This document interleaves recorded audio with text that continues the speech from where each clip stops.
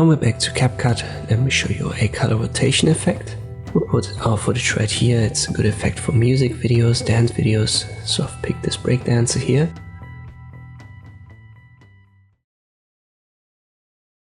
Then we go to effects, open the drop down for video effects and search for the nightclub category. And here's an effect called colorful. Download it, then click on the plus sign.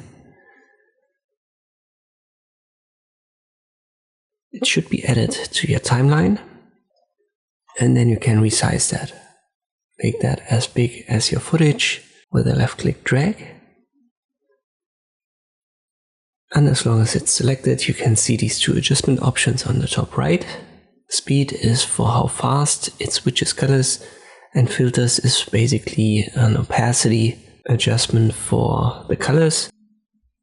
So the lower you go, the more it blends with the original colors. The higher you go, the more intense the color will be.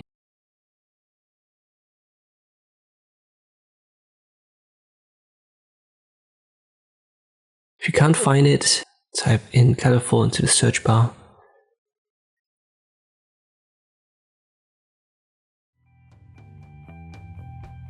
And here it pops up. I hope this video was helpful. Thank you for watching, and I'll see you next time.